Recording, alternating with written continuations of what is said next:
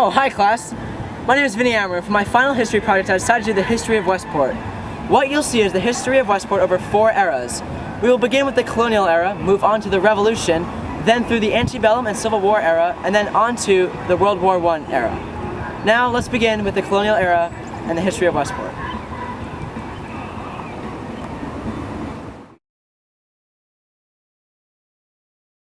The history of the Westport area began in 1639 when Roger Ludlow and other families from the Massachusetts Bay Colony bought land from the Pequot Indians living there at the time. The people who settled in the newly acquired areas known as Norwalk and Fairfield were not only from Massachusetts, but from New Amsterdam or present-day New York. The colonists were mainly Puritans and believed in a strong education and religious system. The first school was chartered in 1703 near the Greens Farms Commons area, and the first church was built in 1711, known as the Greens Farms Church, which still stands today. The residents were mainly merchants and farmers who were looking for newer markets and opportunity, being on the eastern seaboard. Merchant ships left regularly, carrying sacks of oats, rye, flour, cornmeal, barrels of salt pork, live turkeys, and tubs of butter to England. Not all trading was done by boat. In 1672, the men of Norwalk and Fairfield built the King's Highway to New York. This was because the New York governor at the time believed it would be much advantageous to our design if in the interval you discoursed with some of the most able woodsmen to make out the best and most facile way for the post, which in process of time would be the King's best highway.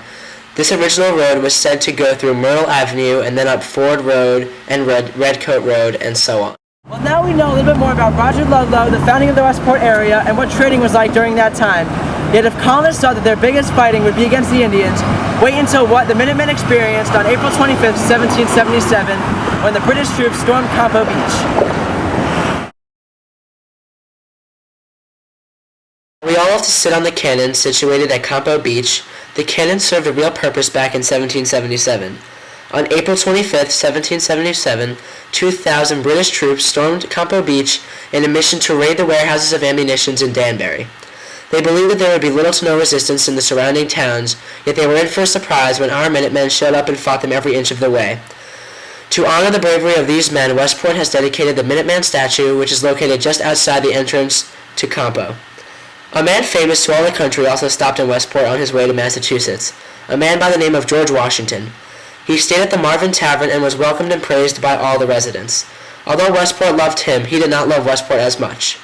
He wrote in his journal, "Lodged at Mrs. Marvin's, which is not a good house, though the people of it were disposed to do all they could to accommodate me. At least we can say that the first president of the United States stayed in our town." Washington is a segue to the people who lived in Westport at the time. Very prominent politicians and merchants lived in Westport, such as Ebenezer Jessup, E.T. Bedford, and Horace Staples.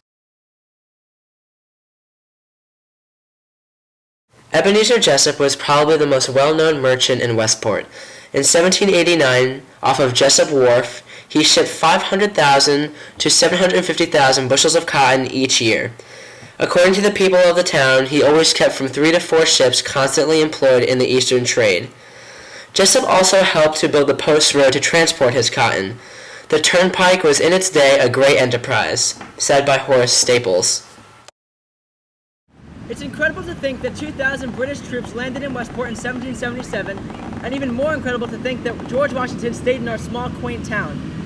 Yet now we transition to the 1800s.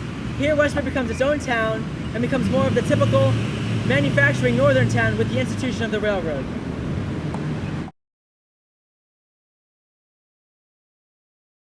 I keep on saying Westport, or the Westport area, but Westport was not declared its own town until 1835, when Daniel Nash passed a petition with 145 signatures to break away from Norwalk and Fairfield so that the taxes of their own residents benefited their own town.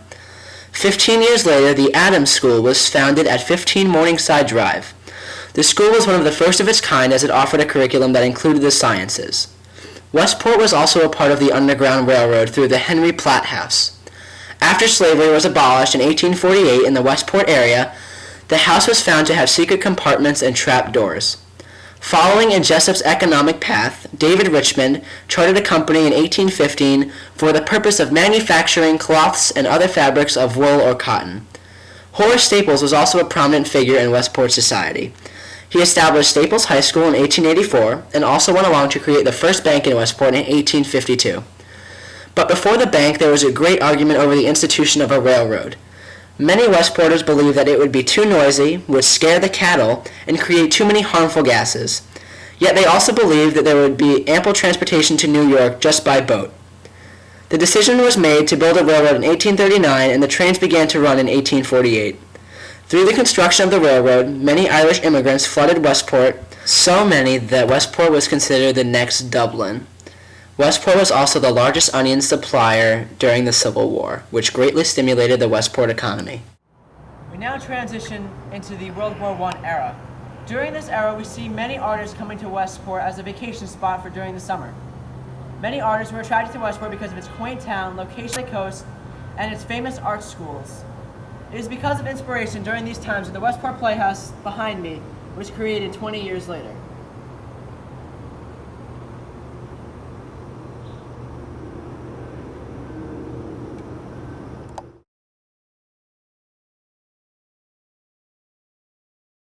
Westport's location on the coast, its close proximity to New York, and quaint town attracted many artists during the turn of the century.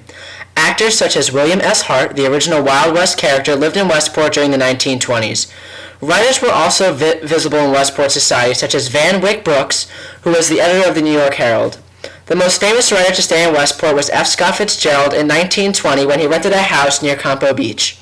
It is said that his experiences in Westport led to his writing of The Great Gatsby, in which the West Egg was based off of Westport. During this artistic turn, women also gained much prominence in Westport. In 1919, E.T. Bedford was convinced by the Women's Town Improvement Association to build them a new office in this here YMCA. This women's association advocated for equal rights and other town issues, such as the building of sidewalks, cleaning of school campuses, and the cleanup and preservation of Campo Beach. During this era, many Westporters served in the war, hence the pensive soldier statue, in order to commemorate the lives lost, which was built in 1926. The economic aspects of the time were relatively much of the same, although some changes did take place. During this era, Westport became more of a suburb of New York rather than a separate manufacturing town. Thus, businesses flourished in a more commercially based way. We now end at Town Hall to conclude my presentation of the history of Westport. We've explored eras. We started with the colonial, went to the Revolution, antebellum, and World War I eras, just so you guys could learn a little bit more about Westport and enjoy the great town that we live in. Thank you guys for watching, and I hope you guys really enjoyed it.